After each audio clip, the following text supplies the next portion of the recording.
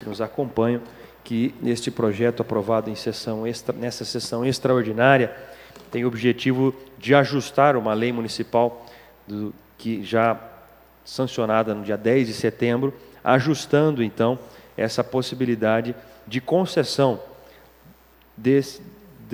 daquele espaço localizado na rua Jarbas Leme de Godoy, 875, atualmente onde está instalado o Senai, para então instalação pelo Centro Paula Souza da Faculdade de Tecnologia FATEC na nossa cidade. Assim, encerramos a ordem do dia desta sexta sessão extraordinária. Eu destaco, mais uma vez, a sessão ordinária acontecerá no dia 28 de outubro de 2014, terça-feira, conforme calendário já divulgado no início do ano, debatido inclusive com os servidores da Câmara, o conjunto desse calendário, em especial esta data, dia 28 de outubro é o dia do servidor, consagrado pelo Estatuto dos Servidores, e nós antecipamos o ponto facultativo, em homenagem aos servidores, para a segunda-feira, a pedido, inclusive, privilegiando, inclusive, facilitando para os servidores. E, portanto, a sessão acontecerá no dia 28 de outubro, subsequente ao dia 27, que ficará, então, o dia 27 como ponto facultativo. Após o encerramento desta sessão, serão entrevistados pela Diretoria de Comunicação, o vice-presidente vereador Éder Miller e este vereador presidente. Nada mais havendo, agradeço mais uma vez aqueles que nos acompanharam, aqui pelo plenário, o vereador Bruno Moisés Batistella, pela rádio Araras FM, pela Rede Opinião de TV. Um excelente fim de noite, uma ótima semana. A sessão extraordinária também está encerrada.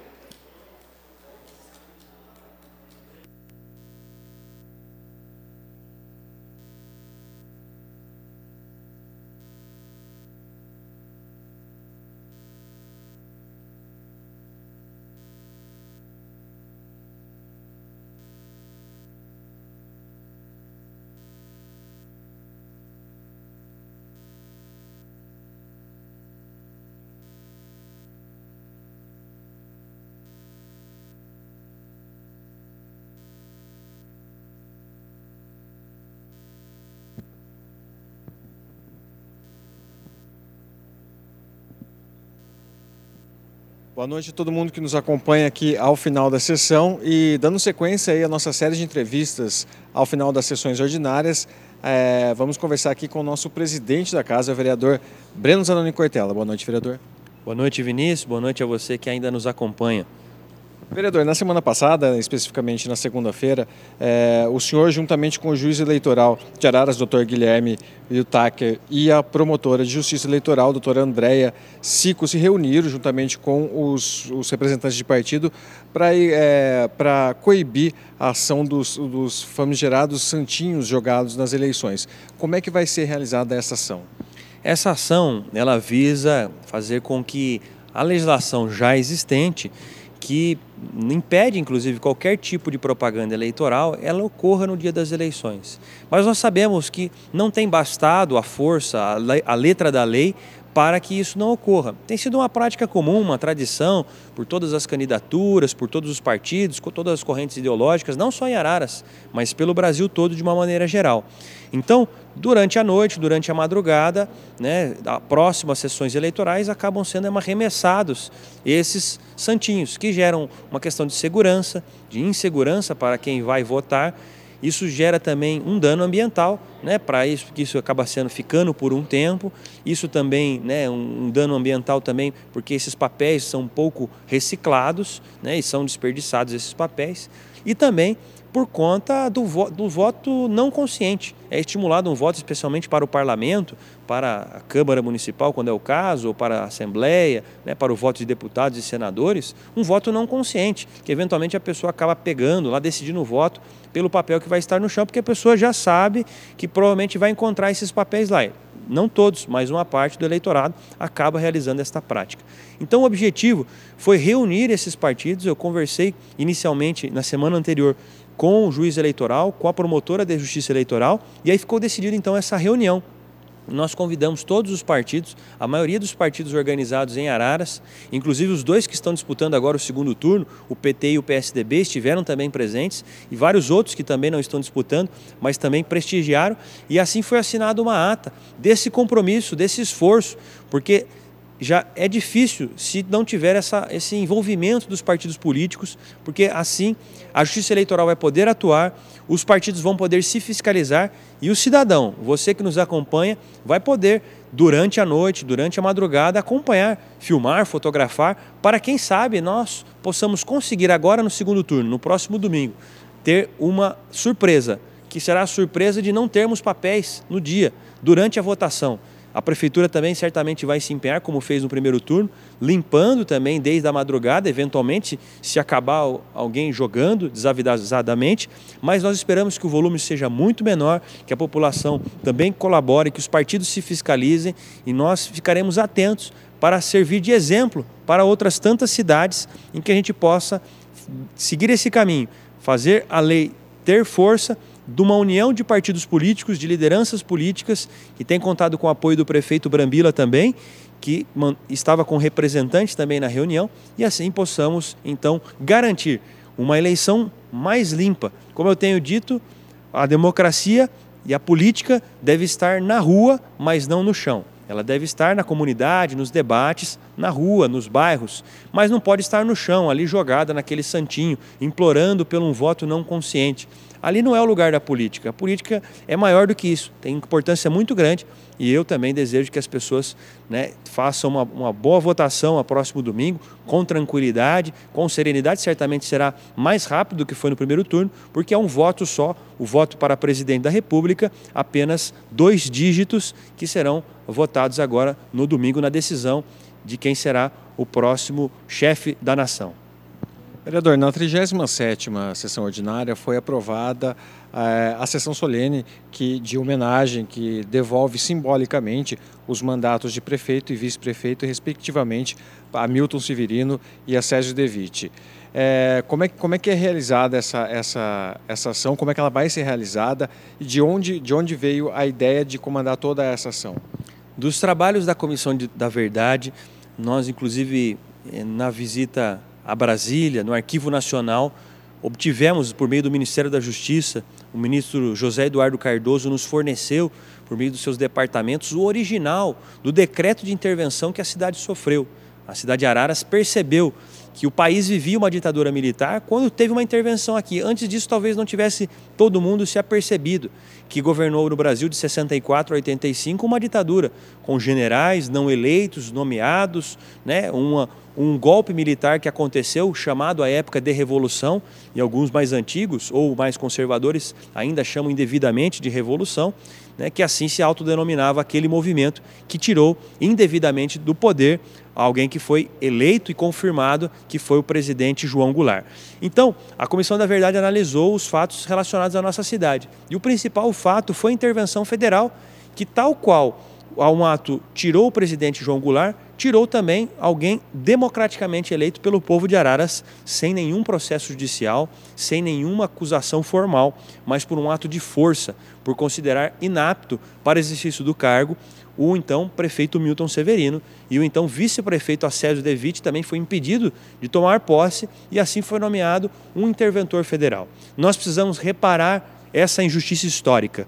E a forma que a Câmara encontrou foi editando um decreto legislativo que registra isso para a história, que nós entregaremos então na semana que vem, na quarta-feira da semana que vem, no dia 29 de outubro, inclusive a Rede Opinião de TV também irá transmitir isso por concessão da sua Fundação Educativa, o seu diretor Valentim Viola, e essa sessão será transmitida ao vivo, então quem puder venha até a Câmara acompanhar e também poderá assistir pela televisão, que acontecerá na quarta-feira aqui no plenário da Câmara, esta homenagem, este resgate histórico e a devolução simbólica dos mandatos de Milton Severino e Césio De Vitti, porque eles deveriam ter, naquele período em que a cidade passou por uma intervenção, eles deveriam ter governado a nossa cidade. E não foi uma violação somente a eles, mas foi uma violação à cidade, ao povo que não pôde ser governado por quem havia eleito, por quem tinha concedido esse poder, Porque quem é titular do poder é sempre o povo, que concede por meio do voto, como nós agora estamos nesse processo eleitoral.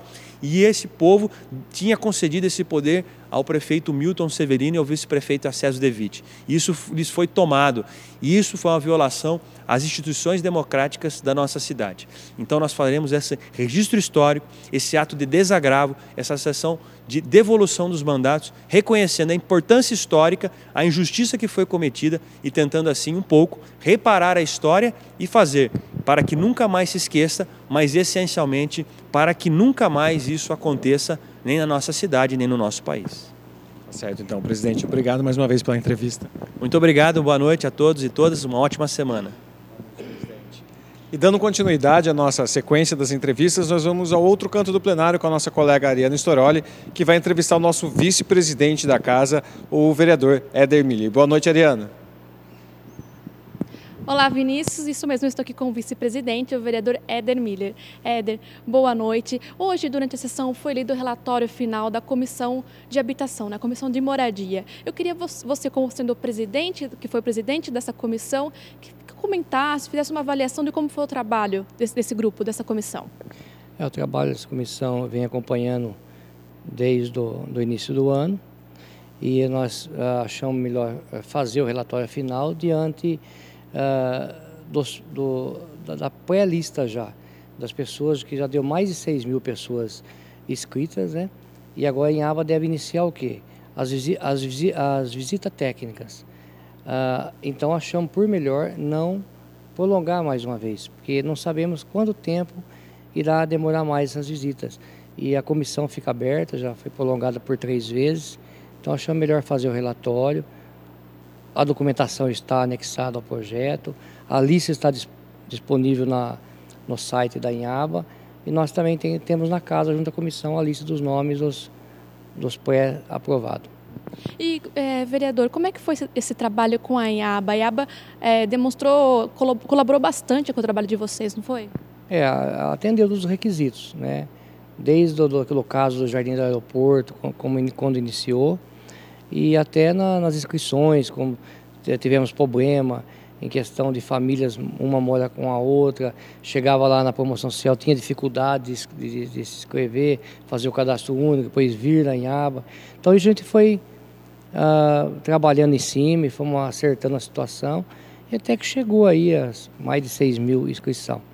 E agora, após a visita técnica, deverá ter o sorteio, né, dessas 1.300 casas primeiro. Lembrando, Ariana, que em breve vai abrir também as inscrições para os 212 apartamentos do CDHU, que é um trabalho da administração, da Inhaba, desse vereador, do deputado Elin Shimoto, que já começou a construir ao lado do Varley Colombini mais 212 apartamentos. Tá certo, então, vereador, obrigada pela entrevista, boa noite. Boa noite, um abraço a todos. Vinícius, eu volto com você. Obrigado ao nosso vice-presidente da casa, obrigado à nossa colega Ariana Storoli.